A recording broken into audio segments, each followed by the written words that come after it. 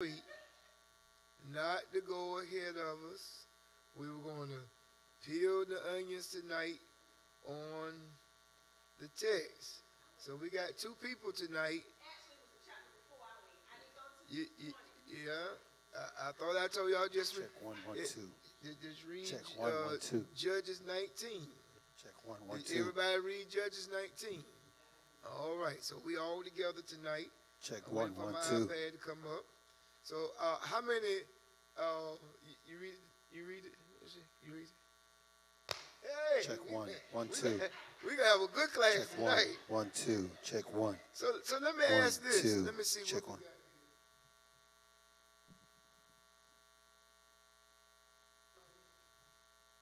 Can you see that over there where you at? So you tied the binds? Okay. So okay. So you that's on live tonight, did y'all read too? Y'all read? Live tonight, y'all read that? Just put in there, yes, I read Judges 19. So everybody can get on one accord. So what you think? I want to get your opinions tonight. Don't go into depth with the story, but just tell me what you think about what you read. What you think about that text? Don't tell me. Don't go into detail. Just tell me your thoughts on what you read.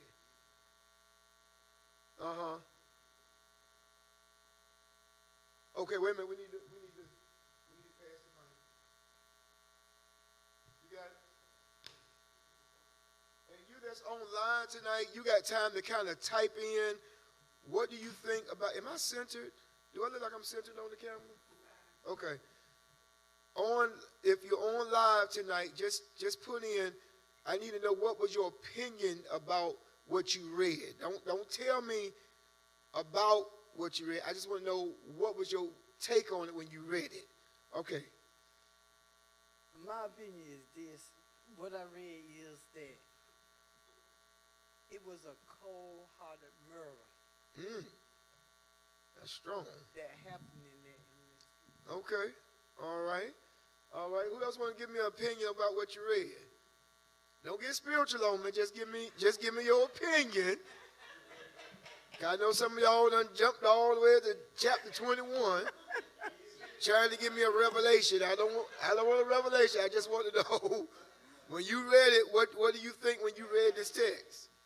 I felt that men, they did not appreciate women. They demean women. And they didn't have, they didn't appreciate them. Okay. Like, just throw them out. Throw out. That's what you saw. They needed them, but then they threw them out. Okay. Threw her out. All right. That's what I So we got what was that word that aunt said? Pure murder. We got no respect for women. Rashika, what you think? You ain't got to say it in the mic. You ain't got to say it in the mic. You ain't got no opinion? You weren't mad when you read it? Just deep. Okay, I'll take that. Because this is something that you don't usually hear people preach behind the pulpit. And you probably won't hear them preach it behind the pulpit. Because what I've done tonight, to be fair, I didn't go beyond the text. I remember this text from in my master's class, but it was some years ago. And I can't remember what the outcome of it, so I did not go like some folks did and go ahead. I wanted to unlayer the onions with everybody tonight so we can all kind of study together. Tasha, what was your opinion of the chapter 19? Yes. I was trying to find out the situation. So you could not fathom God and all that. Okay. All right. In chapter 19 now, we're talking about chapter 19. And see, that's why I said you don't need to go before, you need to stay with that because you start looking at everything else. What do you see in chapter 19 that stood out to you?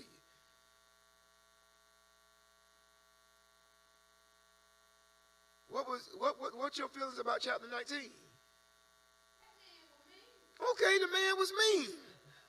Okay, that's what I want. I want you to tell me. See, you cannot, sometimes in studying the Bible, when you approach the text, you can't help but bring your feelings in it. You see it through your eyes, right? And this is what's so unique about studying scriptures, or something that we don't understand. Now, how do I get to understand that? I did not hear.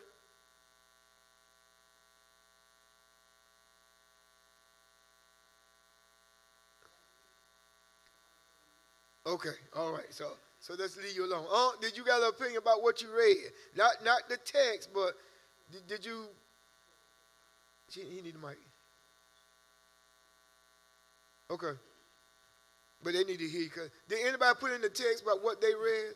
Okay, y'all, if y'all read the text, I need to hear what y'all. Okay, what did somebody say? Because she said no.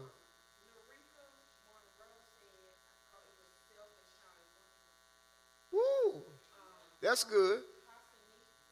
Okay, that was who said that? Narika? Okay, Miss Monroe said that was okay. That's good. Hold on. Hold your thought.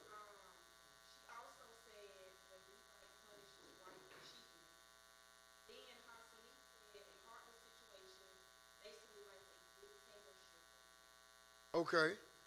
I think y'all still missing a lot out of that. Something else, y'all. I'm not hearing yet, but what you think? Once you brought it to my attention to read it, I didn't necessarily read it from just looking at it from how I would see it today. I went in a way of looking for obstruction and objectives of what I was seeing through it. Okay, so what was your instruction that you saw? But what I saw was that God was letting us see how man is still capable of doing things. Okay. And walking upright. Okay. Give me. Okay, I'll take that for now. That will carry me on to when I get a little further in the text. But I'll take that. Hope, did you read Judges 19? What was your opinion? What do you feel when you saw that text? But talk loud so they can hear you now. What was your opinion when you saw it? And what was what was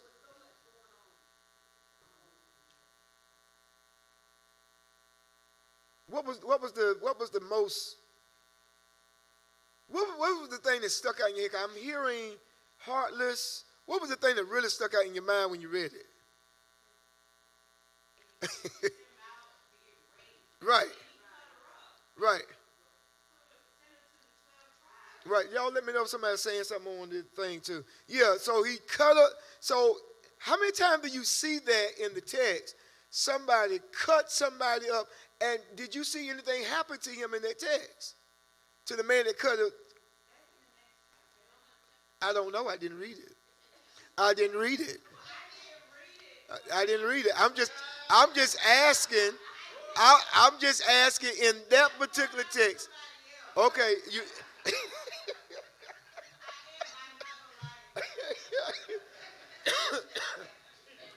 we don't know. See, before I go to the next chapter, so what I want to do now. What would you want to say, Sister Moore?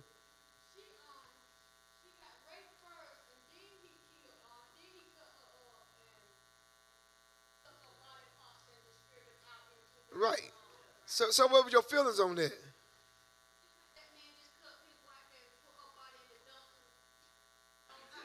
Okay, so murder. Right. So okay, so let's go back to okay, so this is what we're going to do tonight. Let's call out some things. Let's go back, because I ain't got time if I read the chapter, we'll run out of time. So when we look at, so how many of y'all just use the King James Version?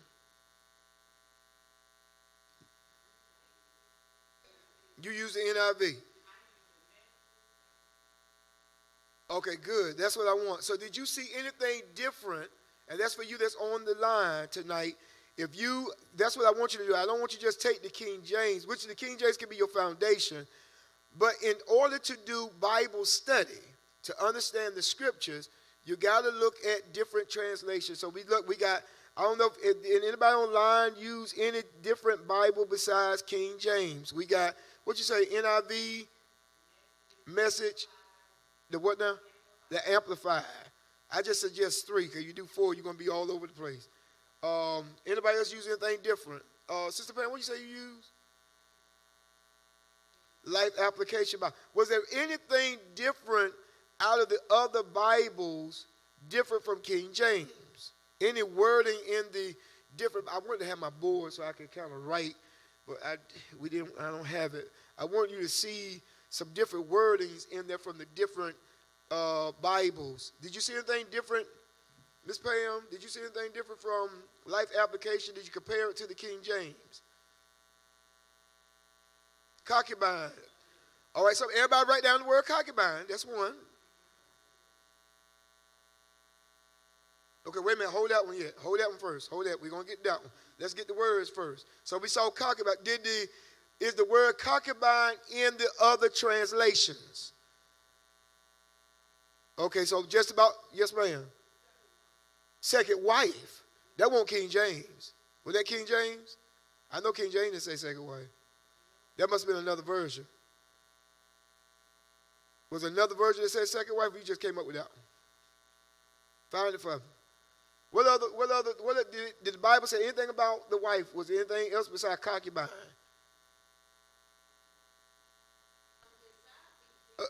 Okay, but okay. Okay, Sister Moore, First Lady said that must have been one of his side pieces. Okay, I'm not. Okay, huh? Okay, now I'm not. Okay, listen to me. Listen to me. I'm not asking you right now what's the meaning of it. I'm asking you different wordings from the different Bibles. So I don't need the meaning of concubine. We'll get to that in a minute. Is there any of the wordings that the Bibles give? Did yours say mistress? What version is that? Did anybody online use anything else besides the King James? All right. Let me know. Is there another word that sticks out to you? Yes. Okay.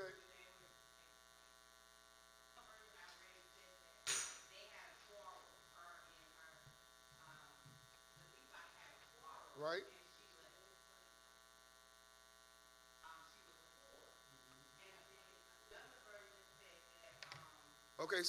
Okay, that's good. That's what I'm talking about.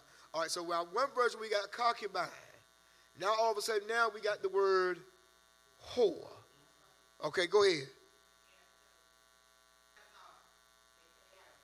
Now is this the same woman? You talking about the same woman? Okay, all right. So everybody that's listening to me, if I'm going too fast, y'all slow me down online.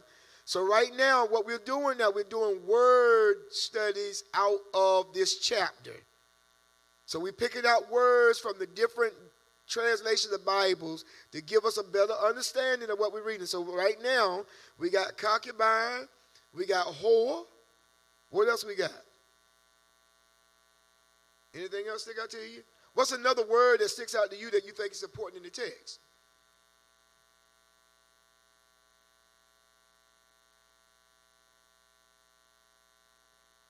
There you go. That's one. That's the main one you should have looked at.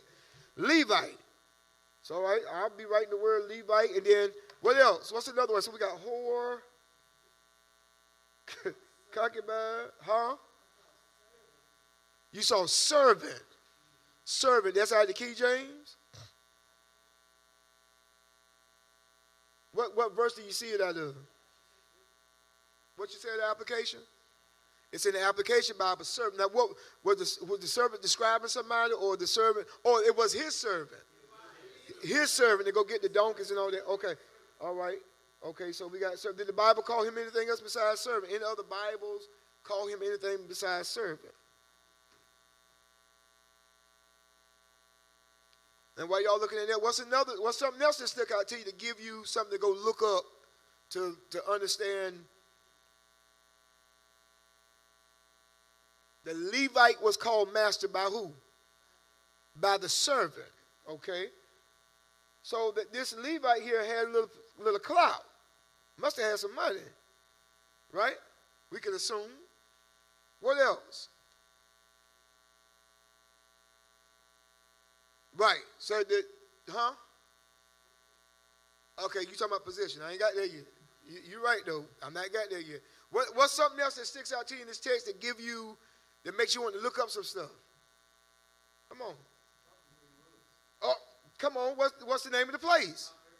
Mount Ephraim. Spell that. There was another place.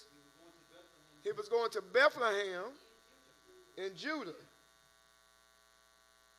There's something else I got to look. The Benjamites. Now, what are we doing? What are we doing? We breaking words down. So now what you think I'm going to do with these words? I'm going to look them up. Come on. What are you going to say? Y'all need to get that mic because they can't hear you.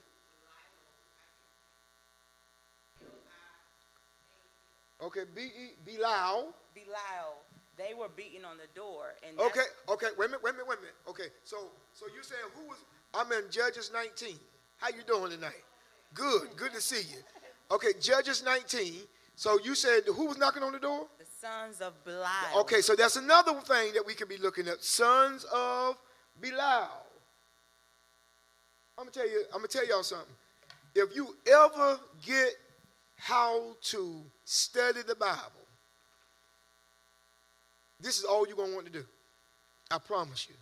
It'll make your teaching, your understanding of the text so much better. And people think good preaching, hear me, good preaching and good preachers, this is the process that we must go through to build your sermon, to get a sermon for Sunday morning. Some people say, I just got a word from the Lord that day. You might did, but God gives us his holy word so that we can do study. So when we get here on Sunday morning or when you get ready to teach your class, you can, and let me say this, I got to say this. When you up here preaching or teaching, okay, there are just some things we don't need to know. Okay? I don't need to know the whole geographical of your text. It's not relevant to you. Am I making sense? Because I got to do this again Thursday night for my class Thursday night. No, I'm not saying that.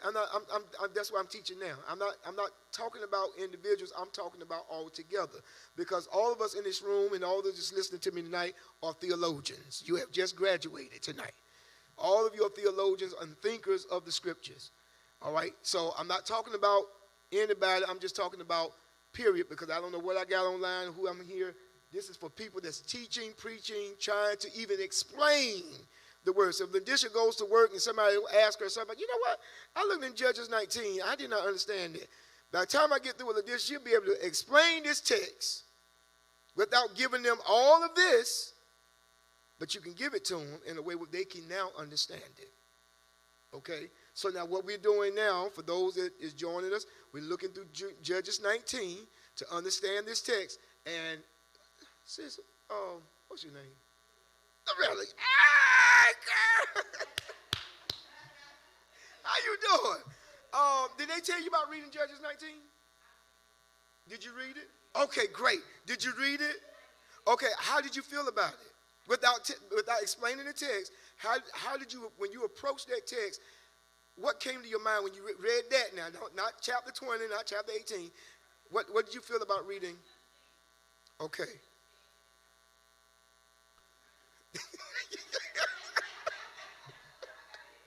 Right. and what I told people tonight, I didn't do any study on this.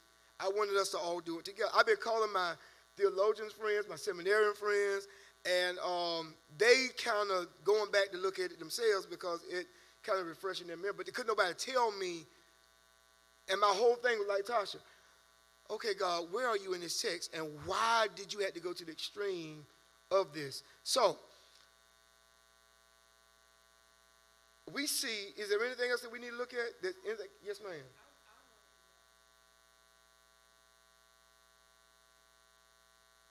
Why did he distribute the 12 pieces out? So, okay, now you're going from word study to asking questions. That's the next step. That's the next step. So is there, now hold that question, I'm coming back to it. Now I want to tell y'all tonight, you know we ain't going to finish this tonight, right? Okay, because this is a process. It's a process. So you won't get all the answers tonight, but you're going to start getting some understandings. Okay? Is there anything else that stick out to us tonight in the text? In other words, yes, sir. That's the point. Because he was trying to keep them there. And if you looked at the text, you were like, well, why was he so instrument of, huh? You think he set them up? Okay, but look. Oh, okay, now look. Wait a minute. Y'all know can't nobody hear y'all. Anybody on the text? Anybody on the text? I don't want to lose nobody. Y'all know can't nobody hear what y'all saying. Yeah. Okay, so somebody was saying earlier that they felt like the father was setting the man up. But see, I don't feel that way because when you look at the text, okay, I'm going to give too much away. Okay, so we got to look at it from a culture point now. It did not look good for his daughter to be away from the husband. So when he came to look for his wife, the father was excited. So to say that he looked like he was setting them up, could we really say that?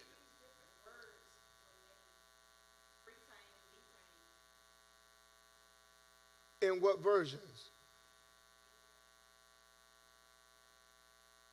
Okay, so did you write those words down that kind of stick out to you? Retain, detain? Okay, yeah, write those words down. So now what we got to do now, after we do the word study, now we start asking questions.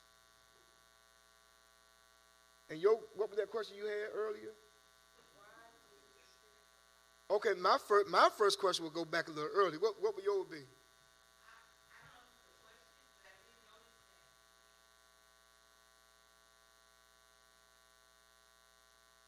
So where was the Levite from?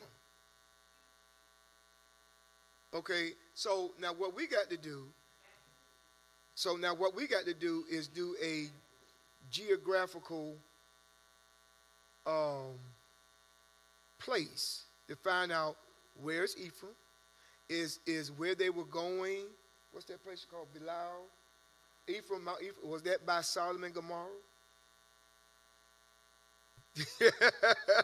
Now, why would I say, well, Miss Perry, what happened? I gave something away, didn't I? Now, why would I say something? See, y'all didn't say nothing about that because. Okay. So okay. Let's go back to the question. I'm getting so excited about it. I'm trying not to give it all away. So the question is, what was your question? Okay, what?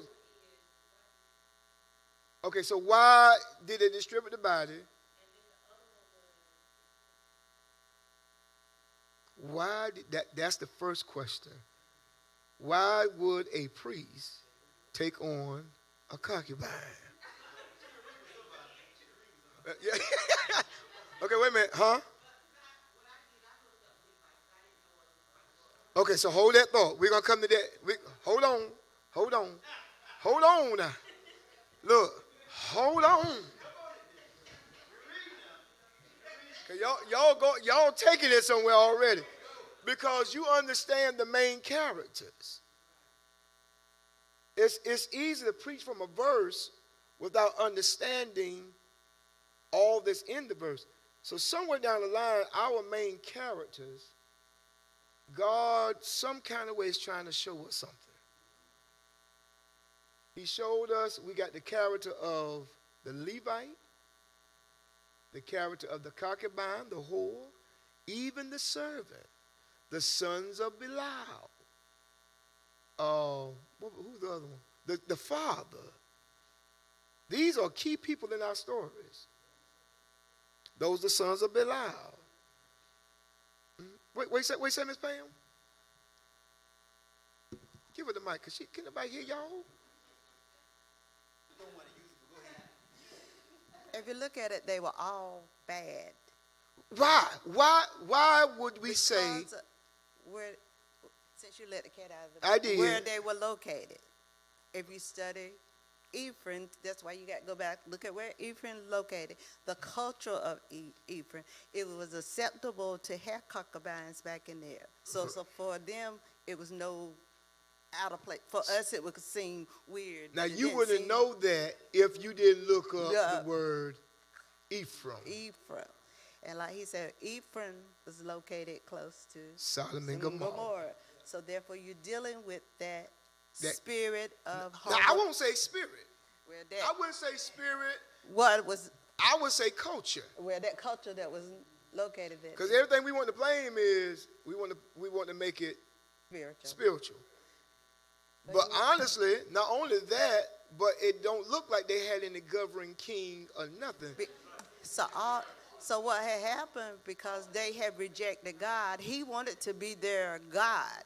So this is when he gives them the judges. Then he gives them Okay, the king. now she going to theological. You going theological on me already. I tell you that's why I had I know. You going theological. Hold all of that. We're gonna get there. So now we already. I'm coming. We already now discovered. And I want to get the meaning of Levite before we go. So now what we discovered already is we're dealing in a culture, because you couldn't understand if you looked at that verse, Miss Loretta, when you looked at that verse and saw what got me was men came to the house when the strangers came, and they automatically said, give us your men. So, so we can have our way with them. Now, I want to stop right there, because this is where I want to bring it to where we are. Because the church needs to stop acting as if homosexuality, lesbianism, the LGBT world is something new. We got to stop this. I had a conversation, and I know I'm opening up a can of worms, but this is what Bible says for. Now, I know y'all looking at this from one perspective. I'm looking at it from another, because if homosexuality is something that, and it's deeper than what we think, really. I don't know if I should save this to the end, because if I do this, y'all gonna blow this out of the water.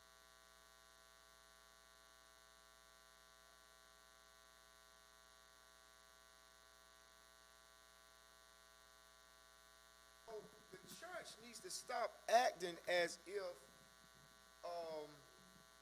this culture just popped up.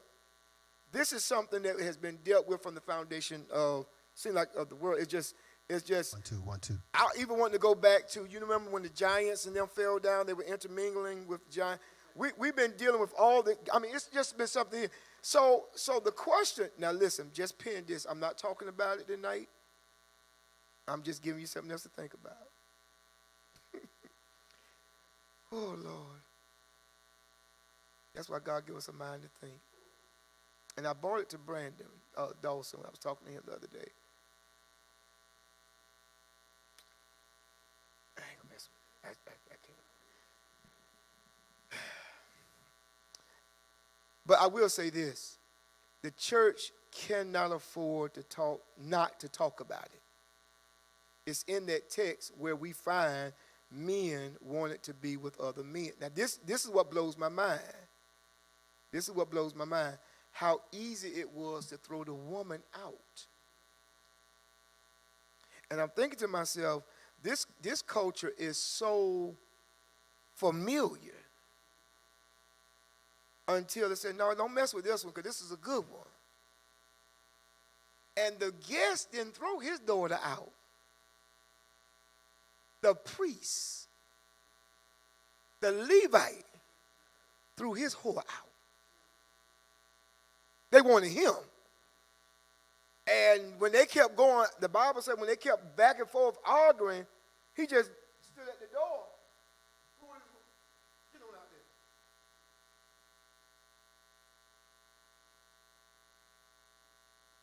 there. If you did your study on it, you must have did your study on it. Now, not all Levites were. Right, that's another thing. There's two different types of Levites. Now, what you need to discover in this text, what type of Levite did they come from? That's something you got to look at. Yes, sir. Any questions online? I don't want to miss nobody. Nobody saying nothing like, all y'all with, just let me know you still with me. I ain't lost nobody. He did. Who asked that? Yes. Miss Monroe, he did offer his daughter, but it was the priest that stood out before the daughter even went out, and they just took his wife, or the Bible calls the concubine. The Bible does not say they took his daughter. Even though the man, the father, offered the daughter, but it does not say that they took her. Yes, sir.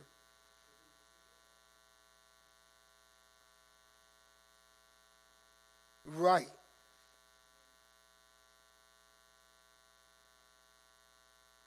Right.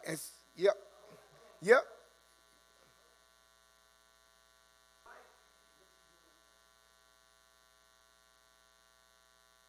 I know what you're going to say. I know what you're going to say. Y'all know what he's going to say. Go ahead. Go ahead. Go ahead. Put it in the mic now. Put it in the mic. I know. There in the text. At the beginning of the book, Right. it talks about how she loved to be a whore. Let me read it right here. Let me back you up. It says, I'm back. Here it is.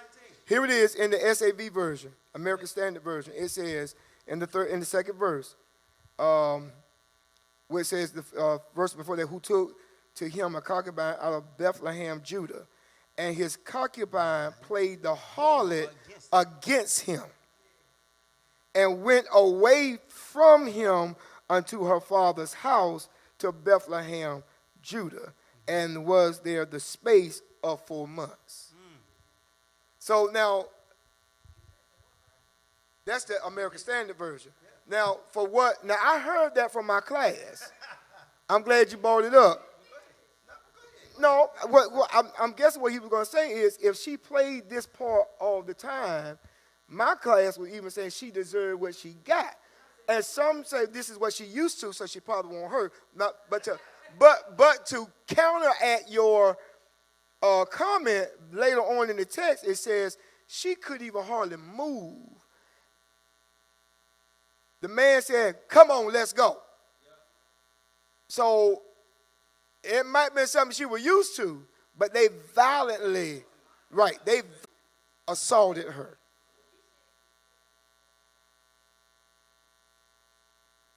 Who?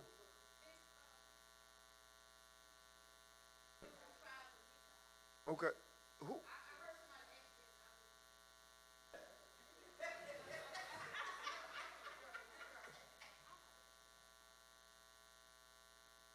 Okay, I'm coming. Well, yeah, go. Yeah, now I'm coming to you. Please give him a mic. We got to be careful with all these interpretations of what people are saying. Well, who's saying? What we're reading from other interpretations from other minds, they only assuming still because what I read was they wasn't for sure what she may have done in the eyes of what her. Okay, where did you read that from? What translation you read it from? We're picking up all these interpretations. What Pastor, I'm not coming against what you're saying, but and it helps us to better try to figure out what's going on. But at the same time, what is the Spirit saying to us? See, that's what we're trying to get to. That's what we're trying to get to. The Spirit brings revelation, right? Right. But you can't gain that revelation without doing the proper reading and research. That's why I tell people, don't go to the commentary first, because you are reaching their interpretation. You can't reach that type of revelation until you go into study of what you're reading. So if we did not know about Ephraim or where it was, some of y'all probably would have never guessed Sodom and Gomorrah. You would have never guessed about the homosexuality or where it came from. You never probably would have thought about why the men wanted to get the men instead of the women. It comes from the study. Revelation brings clarity. When one get revelation and clarity of what they're reading, transformation can take place. That's why people sit in church Sunday after Sunday is never changed, because they never take the time to gain revelation and clarity of what God is trying to say. So that's why we got to go into this thing and look at certain things to figure out we still ain't figured out why God allowed this text to be written. Yeah, I said, Pastor, well, why we got to go through all the translations? It's good to do that. That's not to say that we're taking their translation to value. We still got to study to show approved to who?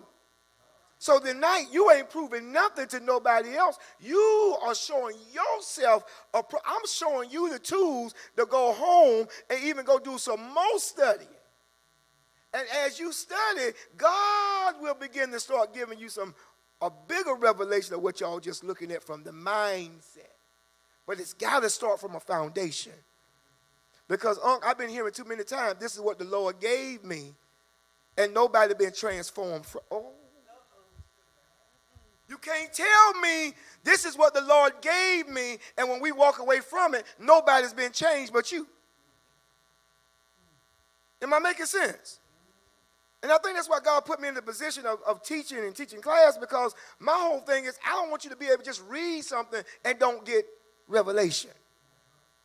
So we got to start from the steps. So I'm just trying to show you some ways of how to open up your understanding and get deeper into it. So why did a Levite marry a concubine? We just discovered the territory, the culture.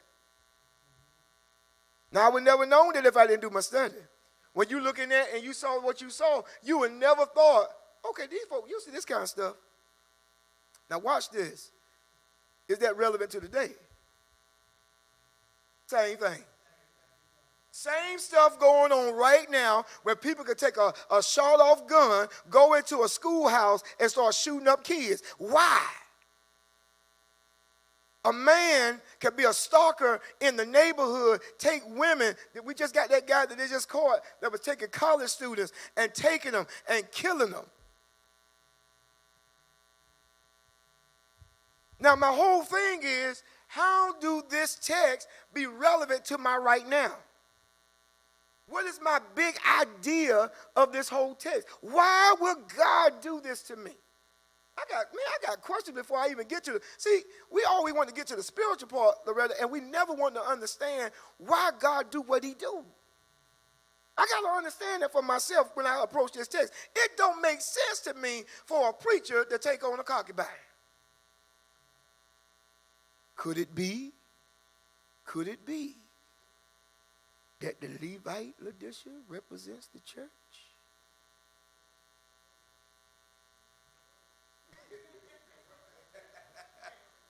Could it be that the whore represents the world?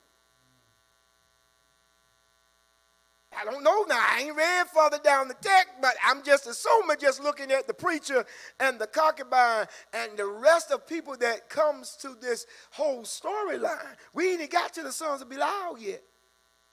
And they little messy selves. Miss Pam is about to bust wide open on them. And so all this stuff y'all gave me, what was your definition of the Levite? Did you ever give me that? Give it the mic so the people that's online can. Are y'all still with me online? Tell me yeah. Okay, I ain't losing nobody. I mean, this still good to you? We ain't got to the meat of it yet. Okay, so what do a Levite mean? Well, it says Jewish males, descendants from the tribe of Levi, and they were violent, and their violence, it was natural to them. Yeah, it was nothing. Now, where did the tribe of Levites come from? Well, when I was reading, it went all the way back to who? Jacob, right. And you can stop right Simeon there. And The 12 tribes all descended from Jacob. So the Levites were one of his sons.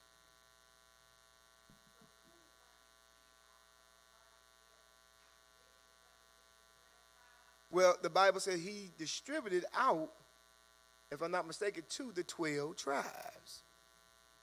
So you're right. He did distribute them out to the 12 tribes. But here's the question. Why? What's the whole point of it? Don't answer it, but that's the question. That's the question. That's the question. Y'all still with me? You should be ready to just dive right on in by now. You should be like, I'm about to bust wide open. So no, okay, let's go back over this. So we got the words. We got geographical location, which is good. We just heard historical context about the era that we're in. So he ends up, the wife, could it be, now y'all talking about, I heard what Rufus said about the woman, I heard y'all say trifling, and that Levite could have been so mean that he may never ever show that woman nothing but abuse. Have you ever thought about that? See how I'm approaching the text from different angles? You just can't come. That's why we got different denominations right now. Because everybody giving their opinion. But just think about it. And you can't never say that person's opinion is wrong. Could it be that the preacher was so mean that he was beating up on his wife that the wife said, I can't take no more of this? Even though I am a concubine, I love other men.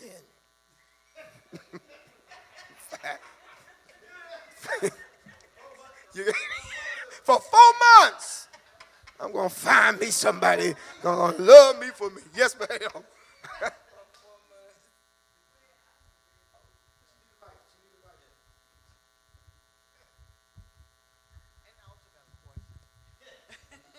The way I read and looked it up, it stated that this was the second wife, not the first. Well, culturally, they can have many wives. Right. So that won't nothing unusual. Right. Yeah. So, And then the question. But I just can't have one. Go ahead. Why did he wait 4 months before he went and got her? Okay, again, that's a good question. But again, look what we're dealing with. We're dealing with a, what's that word? Egotistical? Yeah. Prideful, mean, probably hated, but yet he represents the 12 tribes of Israel. No, the Bible said he went to look for what belonged to him. Y'all, I'm giving y'all little clues about where I'm going with this thing, how this thing's all kind of playing up. But I still don't understand the terror of it all. Yes, you need the mic.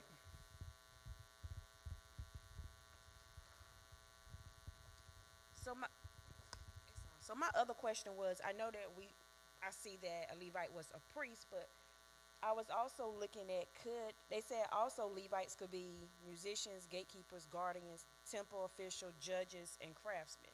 Okay, yeah, that's their position. Okay. And I found that also, I was curious of why they never gave his name or any other information. The same reason why they didn't give the name of the blind man.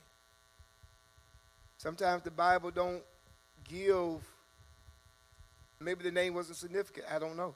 But but let me go back to the first thing you said. She gave the character of a Levite.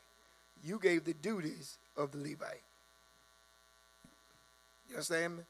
So she went into the part of his character. You went into the part of what he's supposed to be doing. Now this is what blows my mind. Why he leaving his post? He's going to find his wife, and he finds himself in a place where he really don't supposed to be. Now, let's go back to what Rendisha said. That's your name, right? Rashid. Wait. Did I do that? That's why I'm. Okay, well, Radisha, both of y'all together.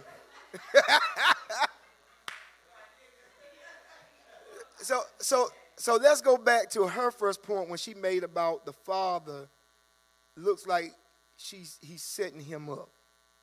Okay, let's go back and read it a little bit because that's something to kind of look at. Y'all know my time is up, right? We're gonna go 5 more minutes. But my time is so the rest you're gonna have to come back next Tuesday, okay? So no, cause Pam gonna give you a theological answer that I don't want her to give you right now. So let's go back to the father-in-law. And so Look at the 4th verse. Okay, no, go back to the 3rd verse. And her husband arose. So now, what we do understand that the concubine finally made it back to her father's house. Are we all in agreement with that? So the father knows that her daughter, right? Am I looking at that right? The Bible says, and his concubine played the harlot. I'm reading out the ASV version.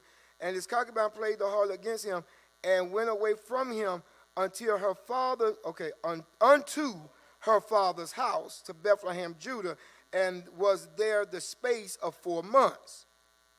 And her husband arose and went after her to speak kindly unto her, to bring her again, having his servant with him and a couple of asses, and she brought him into her father's house. And when the father of the damsel saw him, he rejoiced to meet him. So it seemed like, come on, what are you going to say?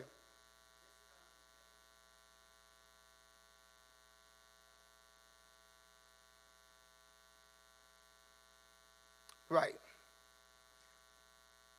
Now, I don't know if anybody looked up culturally, and I think I said this earlier, it would have been an embarrassment culturally to him because she wasn't with him. So it might seem strange, but he was hiding her until he did come back finally to get her, because it would have been an embarrassment to him, a shame to him, because culturally that wasn't supposed to happen. It makes sense? Okay, and I'm saying that's right. I'm just giving you my...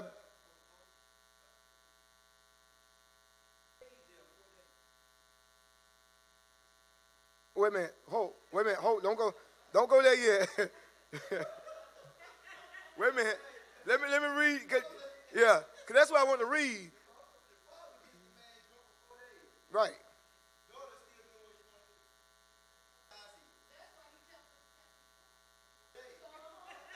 Okay, now that's what you call eisegete. Now you taking the text, you taking it now, and you really taking it out there. You can't back that up with scripture. Right, now you take it away from the intent of the text. Now you can assume that all day.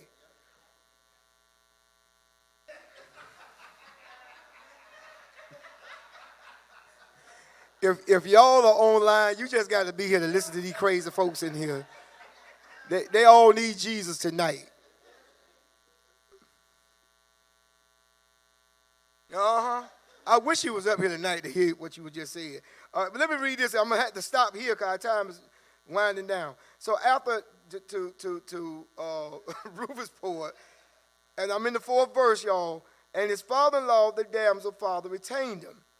So the father-in-law, which is the damsel father, held him down, retained him. And he abode with him 3 days. So they ate, they drank, they slept. See, now I had a thought then. I'm going to keep by it to myself. No, I was saying to myself, ain't no telling what they were doing culturally. You know, okay, I'm going to leave that alone. I just went outside the box right then. And it came to pass on the 4th day that they arose early in the morning, and he rose up to, I'm telling y'all, think about what she's saying. I'm telling you, this might be about, but the father might have fell in love with the Levite. I don't know. I mean, I'm just saying culturally, that could have what happened, because in the area that it is, it's nothing straight. But I'm just going to leave that alone.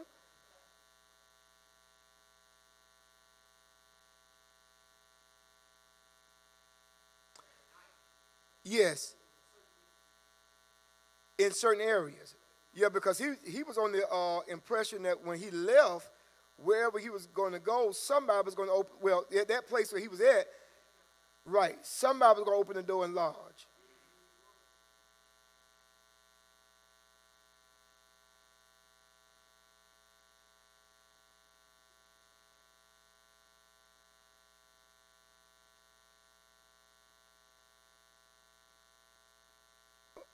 Okay, let me read a little bit further for my yeah. Cause you own something. You own.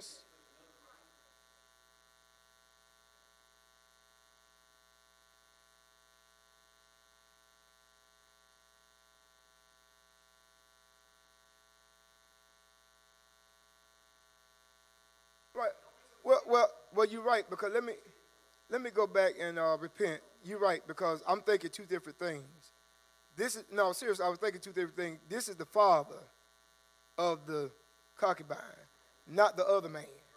Okay, so I'm sorry. I got off for a minute there when I'm thinking about the other man that did not want to take his that wanted to send his daughter out. There's two different people. I was getting mixed up right there. Right. So I'm going. I was trying. Rufus threw me off when he started talking about the dad drunk and threw that all in and threw me off for a minute. So let me finish reading this and then we're gonna pause. And it came to pass. I read that part. Strengthen their heart with a morsel of bread, and afterward you shall go. Sat down, and they did eat and drink, both of them together. And the damsel father said unto the man, be pleased, I pray, to tarry all night, and let thy heart be merry. The man rose up to depart, but his father-in-law urged him, and he lodged there again, and arose early in the morning on the 5th day to depart. And the damsel father said, strengthen thy heart, both of them. And when the man rose up to depart, and his concubine and his servant, his father-in-law, the damsel father, and said unto him, behold, now the day draweth towards evening. I pray you tarry again. And the day groweth to an end. Lodge there, that thy heart be merry, and tomorrow get up early and go on your way, that thou mayest go home. And the reason why I'm reading this because I'm trying to find her intent. I don't see it.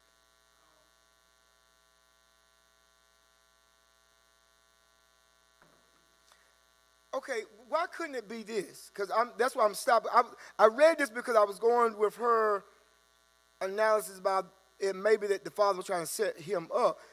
But I really think that he was just happy to have his daughter and them together. I can't see nothing else out of that besides, right now I can't. Yes, Miss Pam. Yes, without going to anything else. Go ahead.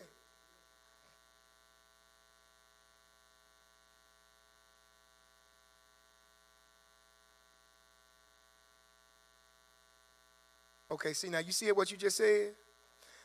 No, you hear what you just said, right?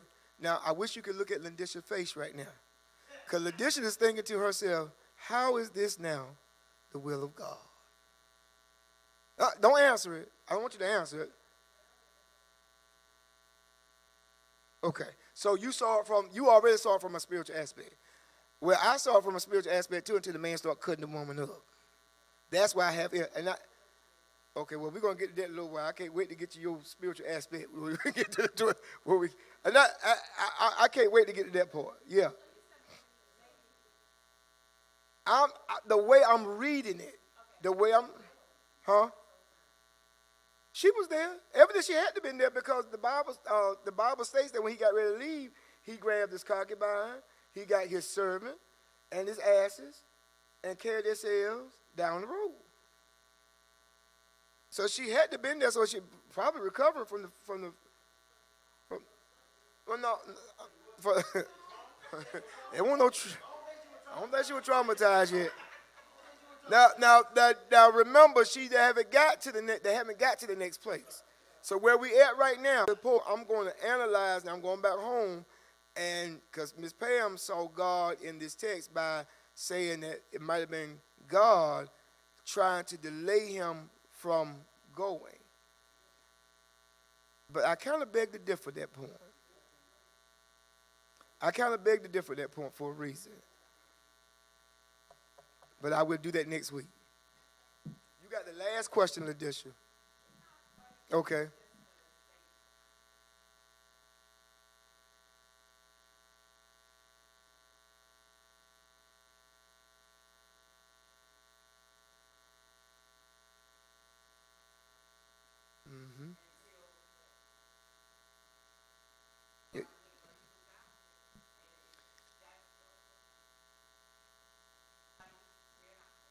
Why didn't nobody come out? Mhm. See now, you see where we stopping at? Right there where Miss Pam gave us that spiritual analogy. We need to go back there for next week and figure out how did the man. Loretta, did I lose you tonight? I did. Okay, you walk with me. Okay, so what we got to figure out now, where we are now, if this was God, I'm going by your spiritual theological perspective. No. This is my homework. This is my homework. If this is God, now I'm like Lindisha. If he knew that where the servant said stop it, that was foreign land. Then if he ended up where he was, and that was familiar territory, why was he not greeted by his own people? We're going to stop right there. We're going to stop right there. We're going to stop right there. Praise God, we're going to stop right there. Hallelujah. We're going to stop right there. We're going to stop right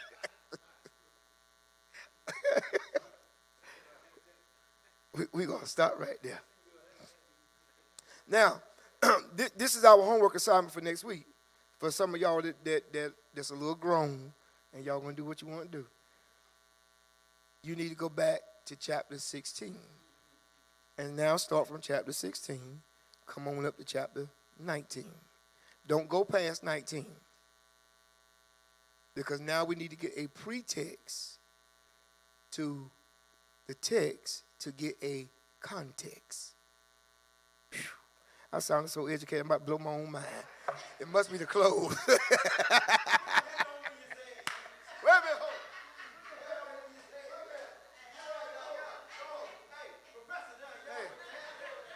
Here we go. So, what you need to do, go back to chapter 16. Read up to chapter 19. Read the pretext to the text to get a context. All right? To grasp the understanding of this scripture. Y'all with me? And then we're going to continually to homiletically to stay in a theological moment. Huh? I get an A for today? Okay.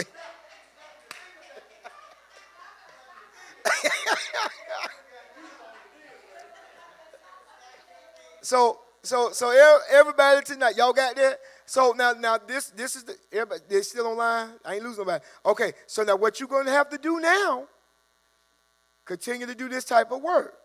16 through 19. See if something sticks out to you. See the words that y'all wrote down tonight. Do it now makes a better understanding of why they're doing what they're doing. Do it makes a better understanding of the Levite that we just come to a conclusion about. Because, see, we made a lot of speculations. We made a lot of speculations tonight. We took a lot of things out of this text and we just, let our imaginations roll. Now what we need to do is to gain some hermeneutical facts of the text. Oh, yeah, I'm going to make you work hard. I want you to be the best theologian you can be.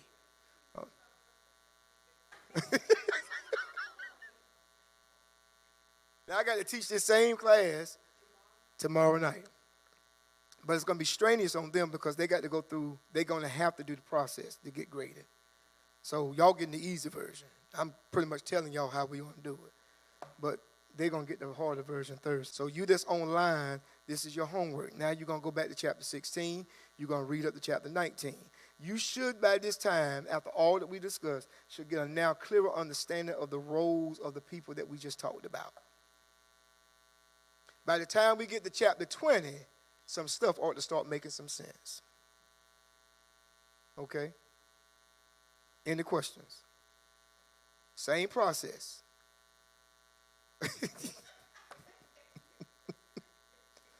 So guess what? After one night of study, have we all come to a conclusion about the text?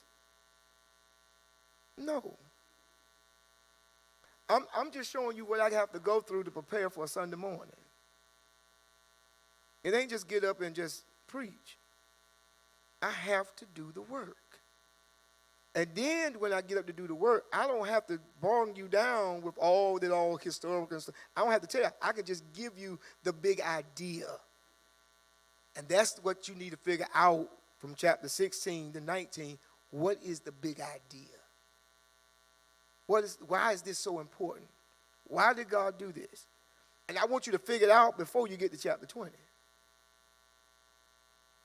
Get a revelation. Before you start reading, God, give me revelation of what you're trying to show me. Because this, to me, I'm like y'all from the beginning.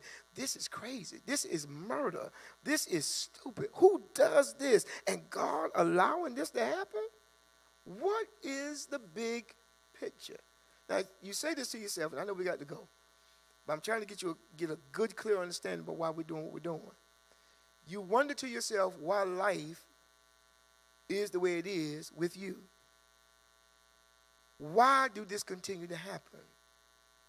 Why do I continue to go through this all the time? And here it is. The reason why we ask that question, because we don't get the big idea. What do that mean? God, what are you trying to make clear to me? Because once I get clarity about why God is allowing these things to happen, as I told you earlier, transformation can take place. The new man can grow even better, mature more. But when you never get clarity and you just do this, problem, trouble. You start piling stuff up without getting the idea why all of this is under here. Why you keep shoveling your feelings under this. What is the big picture? How do I get to this place of not hurting? Why do I keep going through the same pains and agony all the time? You're going to get this through studying. So it sounds like a whole lot of work, but in life, this will help you. You'll thank me later. And the good thing about it, y'all ain't got to pay for it. I'm finished. All right. I got the cash app. I got $30 from Monday for people that donated from my live yesterday to our food bank. So I want them to know that I am going to give the cash app to Sister Tasha that's going into the food bank. And the offering that we take up tonight, that'll help with our food bank. So if you want to give anything, put that in the basket tonight. If you're going live tonight, you want to give $1. Some of you was up here, I think, gave last night. Thank you so much. But if you that's online that want to give $5, we'll gladly appreciate it. We need every little bit we can get. It helps us to help others. And so we appreciate that. Everyone standing with your offering in your hand or your phone in your hand, however you want to do it. Let me ask you this. Are y'all liking this? Okay. I love discussion. I like to see you when y'all minds are at work. It just throws me. It just make me feel good. You that's online, I hope you enjoyed it tonight. I hope you come back next Tuesday night. Prayerfully, if nothing don't happen and the creek don't rise. Next week, we'll be back here Tuesday night to see what the work that you have done. And then we're going to still get to the big idea of this whole text. I'm going to see if I find another good one for you. That shows you how much is in the Bible, how much we read the Bible, how much we don't read. I'm going to find it for you. Father, we thank you tonight for all that you've done. We thank you, Lord, for, I think some folks got some revelation tonight. I think some folks got a little understanding of something. So, God, I ask you to keep giving revelation, keep giving clarity to your people tonight. I just thank you and I praise you, Lord. Not that I'm all that. I just thank you for just using me to help them along the way. And then, God, they are blessing me with their knowledge tonight. I just thank you, Lord, for iron sharpens iron. And I give you glory for it tonight. I thank you for those that's even online and say, I couldn't be here, but they joining us on Facebook tonight. I thank you for it tonight. I pray that this week will be a great week tonight. I thank you for Sunday morning that's going to come, and the word is coming strong on Sunday. We give